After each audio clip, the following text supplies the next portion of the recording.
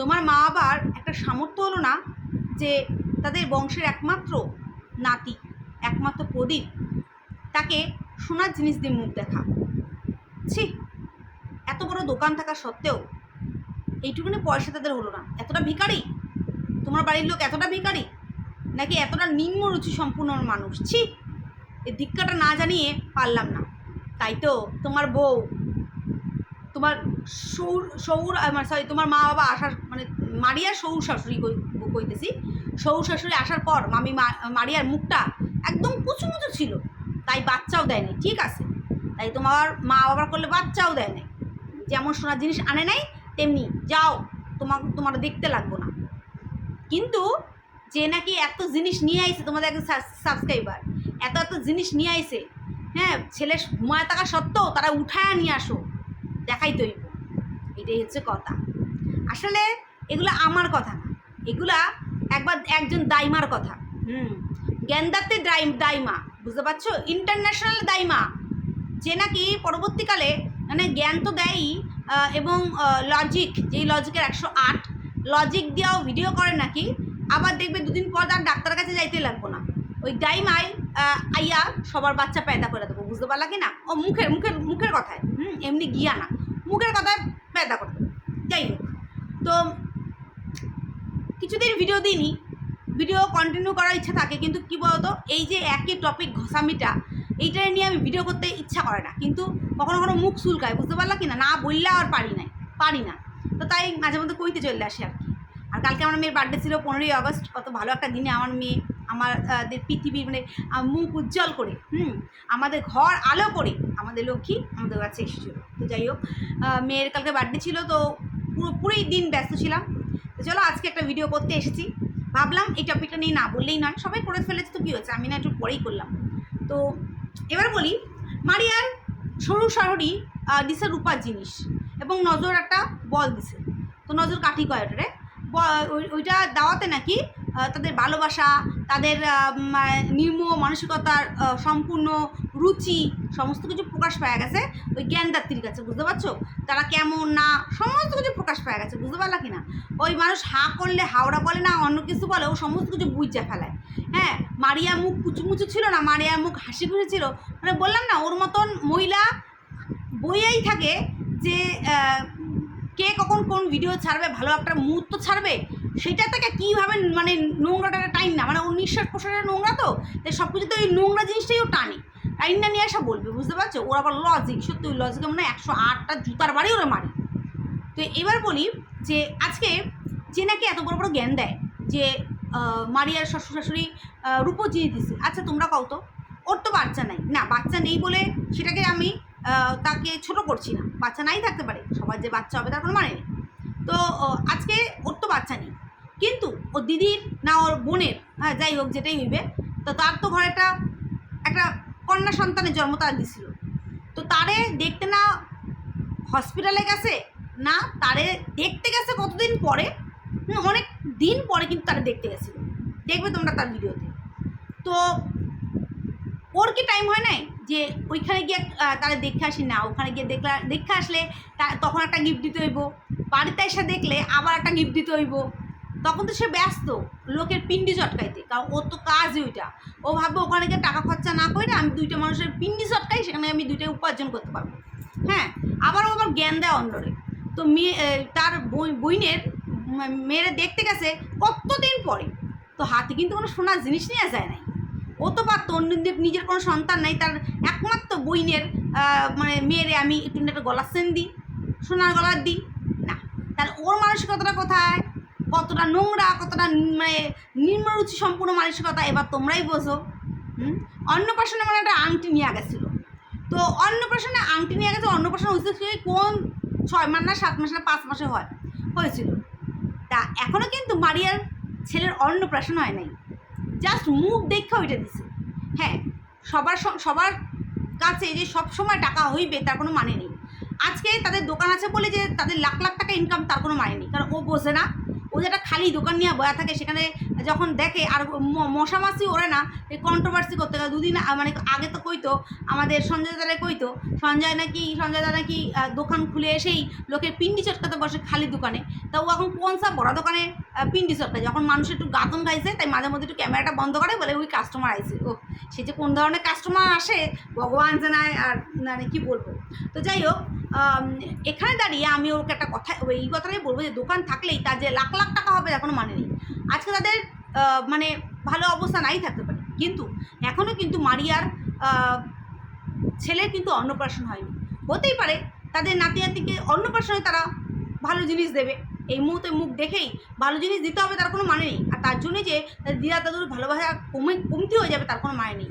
আজকে মারিয়ার ছেলে কিন্তু বড় হলেই তাদের ঠাকুমা দাদুকেই খুঁজবে, দিদা দাদু না সরি ঠাকুমা দাদুকেই খুঁজবে, ঠাকুমা দাদুর কাছেই কিন্তু ভালোবাসার জন্য যাবে ছুটে ছুটে, তাই নাকি না এই ডাইনির কাছে আসবে। ডাইনির কাছে তো মানে বলে না এই ডাইনিটা আচ্ছা, তখন যদি ও যদি একটা বড় এই বয়সে যদি বড় হতো না, যে ও দেখতো না ও দাদু আর ঠাকুমাকে এই ধরনের কথা বলছে, মুখের মধ্যে দুইটা পা দিয়ে লাথি মারতো, জোড়া পায়ে লাথি মারতো, বুঝলে কি না। তো এবার আমি বলি যে নাকি যার ননদ শ্বশুর শাশুড়ি কাউরে নিয়ে খাইতে পারে না, কাউরে নিয়ে চলতে পারে না, সে আবার অন্যের কথা কেমনে বলে আমি জানি না, ও কীভাবে বলে। আজকে কিছুদিন আগে ভিডিও করছিল একটা, যে মারিয়ার সাথে তার মা আবার যে মারিয়া যে স্বাদ দেওয়া হয়নি, তার বাবার বাড়ি থেকে স্বাদ দেয়নি, কেন দেয়নি, মারিয়ার মা বাবার সাথে একটা মারিয়ার এরকম হয়ে গেছে। কিন্তু দেখো কি সুন্দর বাচ্চা নিয়ে মারিয়া তার বাবা মার ঘরে, কি সুন্দর মানে তাদের যে ওয়েলকামটা হলো এত সুন্দরভাবে যে করেছে, সেটা দেখেই সত্যি মনটা জুড়িয়েছে। যে যেরকম পেরেছে যতটুকু পেরেছে, কত যে সুন্দর করে ওয়েলকামটা করেছে। কিন্তু আজকে কিন্তু আমরা দেখতে পাচ্ছি যে আজকে মারিয়ার মা বাবা কত খুশি। সেদিনকেই দেখেছিলাম মারিয়ার বাবা কেঁদে উঠেছিল, আর তাদের একমাত্র নাতি কতটা আনন্দের। কখনো কখনো মধু আন্টি তো বলে বসছে যে মেয়ের বাবা মা, সেখানে ওদের মারিয়া বললো যে আসলে আমাদের এত মেয়ে আমরা আমাদের বংশে রয়েছে, তো সেই ক্ষেত্রে মায়ের মেয়েই বেরিয়ে গেছে, এটাই হচ্ছে কথা। তো আজকে যে নাকি তার শ্বশুর শাশুড়ি তারপরে ননদদের নিয়ে খেতে পায় না, সে আবার অন্যের বিচার করে। কীভাবে করে গো, কীভাবে করে সেটাই ভাবার বিষয়। এবার আসি একটা কথা না বললেই নয়। আজকে এই যে বলতে বসে যে এ ভালো না, ও ভালো না, সে ভালো, এই যে দেবশ্রী আন্টি, আমি জানি দেবশ্রী আন্টির মধ্যে ভুরকে একদম কুটকে একটু অহংকার আছে, আর এমন আভাব দেখায় যে উনি সব জানতা গামছা হল, উনি সব জানেন আর কেউ কিছু জানেন না, এই আভাবটা ওনার মধ্যে আছে। কিন্তু তাই বলে ওনার কোনো ভিডিও আমি দেখিনি যে উনি স্ল্যাং ল্যাঙ্গুয়েজ ইউজ করেছে, এই যে আমরা ডাইনি ফাইনি অনেক কিছু বলি, কিন্তু উনি কিন্তু সেটাও ইউজ করেন না। আজকে দেবশ্রী ভালো করেই জানে যে দেবশ্রী তোর সাথে মুখ লাগিয়ে পারবে না, বুঝতে পারছিস, তোর সাথে মুখ লাগিয়ে পারবে না। তোর সাথে মুখ লাগালে দেবশ্রীর যে মান সম্মান যেটা আছে সেটা ধূলিসাৎ হবে, বুঝতে পারলি কি না। কারণ তুই যেখানে বলিস আমার শিক্ষা, তোর শিক্ষা তুই প্রমাণ দেখিয়ে দিয়েছিস। আজকে তুই দেবশ্রী আনকে তুকারি অনেক বড়, তোর থেকে অনেক বড়, তুকারি করে যার ভাষায় তুই কথা বলছিস। তুই এটা বলছিস তোর বাবা মা নাকি এটা শিখিয়েছে যে তোকে কেউ সম্মান দিলে তুই সম্মান দিবি, আর কেউ সম্মান না দিলে তাকে সম্মান দিবি না। আজকে তোর মা তোকে কতটা শিক্ষায় শিক্ষিত করে যায় না, কিন্তু তোর বাপ, তুই বুড়া ধাবড়া বাপ, যার নাকি বুড়া বয়সে সে বিমূর্তিতে ধরে, যার নাকি কুটকুটানি বায়ু ওঠে, সে যে কতটা ভদ্র জানা আছে, সে তো তোকে এই শিক্ষাই দেবে। যেই বাপ নাকি তার মেয়েকে মানে ছেলের বয়সী একজনের সাথে প্রেম করানোর জন্য উস্কানি দেয়, সে যে কতটা ভদ্র বোঝা যায়, বুঝতে পারলি কি না।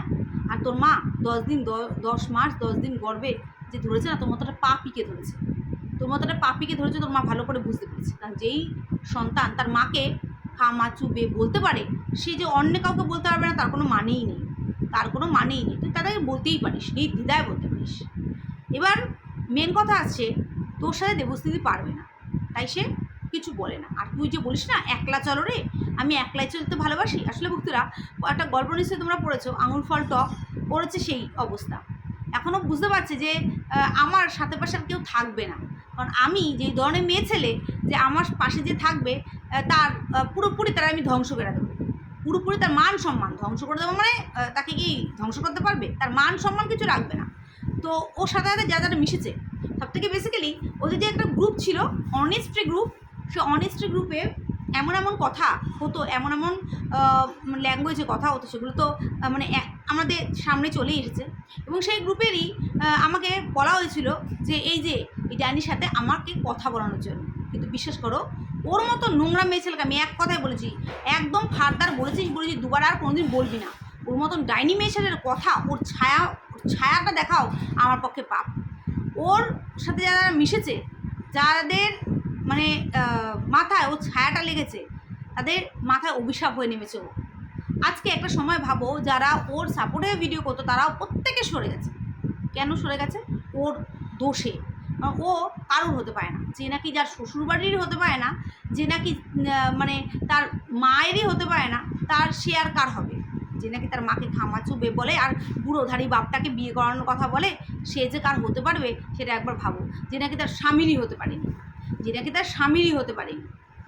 ও আবার বলে আমার হাজব্যান্ড আমায় খুব ভালোবাসে, আমার টাকের চুল নেই তো কী হয়েছে, আমার হাজব্যান্ড আমাকে খুব ভালোবাসে। তাহলে এবার ভাবো, ওর হাজব্যান্ড ওকে ভালোবাসা সত্ত্বেও, হ্যাঁ, কারণ ওর ভেড়াটা জানে যে ওকে ভালো না বেসে যায় কোথায়, কারণ আমার আর কিছু নাই, আমার এই বুড়া বয়সে আমরা কেউ বিয়ে করবে না, আর আমি আর যদি এর সাথে যদি আমি না থাকি তাহলে আমরা খাইতেও দেবে না।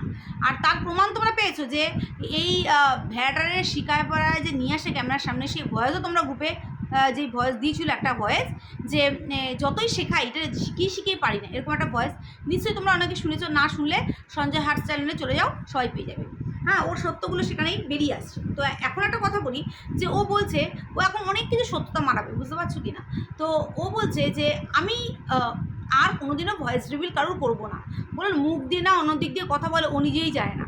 তো যখন দেখছে ওর গাত্রদারণ হচ্ছে, ওর সত্যতা সবার সামনে চলে আসছে, তখন আজকে ও নিজের কথাতেই কিন্তু শিলমোহর চাপালো, যে ও কিন্তু আজকে নিজের মুখে স্বীকার করলো যে গ্রুপে যে ভয়েসগুলো রিভিল হচ্ছে সেগুলো ওরই কথা, ওরই ভয়েস, সেগুলো যে মিথ্যে নয়, আর সেগুলো যে কত নম্বরের মানে ও সত্য কথা বলেছে, সেগুলো কিন্তু শিলমোহরটা চাপিয়ে দিল। আর 2 নম্বর কথা, যে যতই তুই বলিস না কেন যে এগুলো তো আমার মজার ছলে বলেছি, হাসির ছলে বলেছি, এর ছলে বলেছি, ওর ছলে বলেছি, তুই কী ছলে বলেছিস সবাই বুঝে গেছে। একটা দুটো করে মানে তোর ভিউয়ার্স চলে যাচ্ছে, এখন তুই বুঝতে পেরেছিস যে তোর ভিউয়ার্স যে এখন আর নেই, চলে যাচ্ছে, সেটা তুই ভালো মতন করে বুঝতে পেরেছিস যে এখন আমাকে কীভাবে ধরে রাখতে হবে। তো এখন তোকে বলতে বসতে হবেই, তুই বাধ্য বলতে বসতে। আর তুই যে সঞ্জয় তাকে কোনোদিন ছাড়তে পারবি না, সেটাও আমরা সবাই জানি। আমরা সবাই জানি। তো এবার বলি যে আজকে তুই যেই তুই আবার আইনি ব্যবস্থা নিতে যাচ্ছিস। এই সোশ্যাল মিডিয়ায় একটা কথা তোমরা জেনে রাখো, এই যে মানুষ আইন কানুন করতে থাকে না, এই কেস নিয়ে এই করবে ওই করবে এইসব যে বলতে থাকে না, একটা কথাই আমি বলবো, এখানে করে কোনো লাভ নেই, শুধু হ্যারাসমেন্ট আর টাকার শ্রাদ্ধ। আর কাদের এটাতে লাভ সেটা তোমরা বুঝতেই পারছো, শুধু টাকার শ্রাদ্ধ আর হ্যারাসমেন্ট ছাড়া আর কিচ্ছু এখানে পাওয়া যাবে না, এই হচ্ছে কথা। তো যাই হোক, ওর কথা যত বলবো ততই কম হবে। ও অন্যরা জ্ঞান দেয়, মানে নিজে যে কী সেটা নিজেই জানে না। হ্যাঁ, ও আবার নাকি লজিক দিয়ে নাকি কথা বলে। তো এবার আসি মারুকে কিছু কথা বলতে। মারু অর্থাৎ মারিয়া, তাদের সে বাচ্চা নিয়ে ঘরে আসলো, খুব সুন্দর। আজকে কিন্তু আমরা এই সোশ্যাল মিডিয়ায় এসে দেখবে অনেক দাইমা, অনেক জ্ঞানদাত্রী, অনেককে পেয়ে যাবে, অনেক জ্ঞান দেবে, এটা করো না, ওটা করো, ওটা করো না, সেটা করো, সেটা করো না, ওটা করো, ওরকম অনেক জ্ঞান দেবে। কিন্তু তাদের জীবনে দেখো তারা কিন্তু সেগুলো কিছুই করে না, অনেক জ্ঞান দরবার অনেকে আছে। তো যাই হোক, আমি সেখানে কোনো জ্ঞান গুত্রই দেবো না, কিন্তু যেটা মানে দেখছি ভালো লাগছে না সেটা কিন্তু বলবো অবশ্যই। আজকে মারিয়া কী করলো, হসপিটাল হচ্ছে জায়গাটাই নোংরা একটা পরিবেশ সেখানে, না সে যতই তুমি আলাদা রুমে থাকো নাই থাকো, কারণ বিভিন্ন ধরনের পেশেন্ট সেখানে যায়। আজকে মারিয়া কী করলো, ঘরে ডাইরেক্ট বাচ্চা নিয়ে চলে আসলো। কিন্তু আমার 2টো বাচ্চা হওয়ার পরেই কিন্তু আমি কিন্তু ডাইরেক্ট ঘরে ঢুকতে পারিনি। 2টো বাচ্চার সময় আমার বড় বেবি যখন হয়েছিল তখন আমি বাপের বাড়ি ছিলাম, আর ছোটো বেবি যখন হয়েছিল তখন আমার বড়ের সাথে কোয়ার্টারেই ছিলাম। তো দুজনের সময় কিন্তু বাড়িতে আসার পর এই যে 6 দিন আমরা যে থাকি, আমাদের যে অপারেশন বাগাড়া হয়, আমি জানি না ওর পেস্টিং হয়েছে নাকি সেলাই হয়েছে, সেটা আমার জানা নেই, সরি। জানা নেই, তবে যেটাই হয়েছে ওইটা কাটেনি বলে যে মারিয়া স্নান করবে না তা নয়। আমরা কিন্তু স্নান করেছি, এসেই স্নান করেছি। আগে বাচ্চাকে পরিষ্কার করে টুরে দিয়ে বাচ্চার সমস্ত কাপড় যেগুলো জড়ানো থাকে সেগুলো কিন্তু সমস্ত খুলে দেওয়া হয়। খুলে দিয়ে ওদেরকে কিন্তু কুচি টুচে ভালো করে আমার বেলা যেটা হয়েছে সেটা বলছি, কুচি টুচে ভালো করে ক্লিন করে দেওয়ার পর স্নান করানো হয় না। তারপরে ওদেরকে জড়িয়ে নতুন কাপড় দিয়ে জড়িয়ে, যেটা ঘরে থাকে, ঘরে মানে মায়ের সময় মা ডেটল দিয়ে ধুয়ে রেখেছিলো। আর যখন আমি কোয়ার্টারে ছিলাম তখন আমাদের পাশের ফ্ল্যাটে যারা ছিলেন তারাই কিন্তু সমস্ত ঘরের কাপড়ই কিন্তু আলাদা ছিল। আমাদের কিন্তু একটাও কিন্তু নার্সিংহোম বা হসপিটালে কাপড় তোলা হয়নি। তো সেখান থেকেই তাই সেই পরিষ্কার কাপড় দিয়ে জড়িয়ে তারপর সেই বাচ্চাটাকে ঘরে তোলা হয়। তারপরে কিন্তু আমি এই কোমরে এই যে এখান থেকে নিচের পোর্শন অবধি পলিথিন আছে না, পলিথিন বেঁধে তারপর কিন্তু মাথা সামনে দিয়ে করে আমাকে স্নান করিয়ে দেওয়া হয়েছিল। প্রথম বেবির সময় নিচেই করেছিলাম, পরে বেবির সময় আমাকে একটা কোয়ার্টার দিদি মাথা নিচু করার পর আমাকে শ্যাম্পু দিয়ে গায়ে সাবান ডলে আমাকে স্নান করিয়ে দিয়েছিল। তো স্নান করলে না হালকা হয় শরীরটা। কে বলেছে স্নান করা যায় না? সেলাই করলে এখানে প্লাস্টিক বেঁধে তুমি সুন্দর করে স্নান করতে পারো। আর এতদিন মাথায় শ্যাম্পু না দিয়ে আর চুলগুলো একদম বাজে হয়ে যায়। তো যাই হোক, ডাইরেক্ট দেখলাম ওই হসপিটালে কাপড় পরে ডাইরেক্ট বিছানা উঠলো, ওটা একটা মানে দেখতে ভালো লাগলো না আর কি। তারপরে দ্বিতীয়ত কথা, ওকে ডাক্তার বলেছে সব কিছু খেতে পারবে। হ্যাঁ, এখনকার ডাক্তার কিন্তু বলে সমস্ত কিছু খাওয়া যায়। আগেকার দিনে অনেক রুলস রেগুলেশন ছিল যে কালো জিরা বাটা খাও তাহলে দুধ হবে, এই নিশে খাও দুধ হবে। আর এখনকার দিনে প্রেগনেন্সির সময় কিন্তু খাওয়া আমরা স্টার্ট করে দিই যে এটা খেলেই আমাদের পরবর্তীকালে দুধ হবে। হ্যাঁ, অনেক মায়েদের বাচ্চা আসার পর ব্রেস্ট মিল্ক তারা পায় না। আমার যেহেতু ছোটো বাচ্চা প্রিমিচিওর 7.5 মাসে হয়েছে, আমার কিন্তু 3 দিনে কোনো দুধই আসেনি। আমার দুধে কিন্তু একটা মেসেজ করতে লাগে আমাদের মেয়েদের, এগুলো কোনো লজ্জাজনক কথা নয়। মেসেজ করতে লাগে, তারপরে পাম্পিং করতে লাগে। ওগুলো করার পর কিন্তু দুধ আপনাদের চলে আসে এবং পরবর্তীকালে এত পরিমাণে দুধ আসে সেটা কিন্তু ধরে রাখার সময় না। আর প্রথম বাচ্চার সময় যতটা দুধ আসে, সেকেন্ড বাচ্চার সময় অনেক মায়ের কিন্তু দুধ তেমন একটা আসে না। আমার যেরকম সেকেন্ড বেবির সময় দুধ আসতো কিন্তু অতটা পরিমাণে না। প্রথম বেবির সময় যেরকম দুধ এসে পুরো ভিজে যেত, হ্যাঁ, সেই দুধগুলো আবার ফেলে দিতে হতো চিপে। তো যাই হোক, অনেক কিন্তু প্রবলেম হওয়া শুরু করে। তো আজকে যে বাচ্চা দুধ টানছে না, তুমি কিন্তু তাও টানাও, কারণ না টানালে কিন্তু পরবর্তীকালে ওর এটা কুড়েমি, হ্যাঁ টানবে না কেন, অবশ্যই সে টানবে। তো আমার ছোটো মেয়েকে যেরকম সিরিঞ্জ, এই তোমার ইঞ্জেকশনের সিরিঞ্জ দিয়ে দুধ খাওয়াতে হতো, টেনে খেতে পারতো না, কারণ 7.5 মাসে বেবি তো টানার শক্তিটা তার ছিল না। সিরিঞ্জ দিয়ে একটা পাম্প টেনে নিয়ে এসে একটা বাটির মধ্যে, মানে ওদের দাওয়াই ছিল একটা বাটি, পরিষ্কার করে রাখতে হতো, টিফিন বক্স টাইপের ছোট্ট, সেটাকে পাম্পিং করে তুলে আবার ওটা দিয়ে খাওয়াতে হতো। ওকে কিন্তু মানুষ করতে আমার প্রচুর কষ্ট হয়েছে। একটা প্রিমিচিওর বেবিকে মানুষ করতে আর একটা নর্মাল বেবিকে মানুষ করতে কিন্তু আকাশ পাতাল তফাৎ। আর আমি একা হাতে, কেউ ছিল না, একা হাতে আমি মানুষ করেছি। এখন আমার বাচ্চাদের দেখলে বলবে না প্রিমিচিওর বেবি ছিল।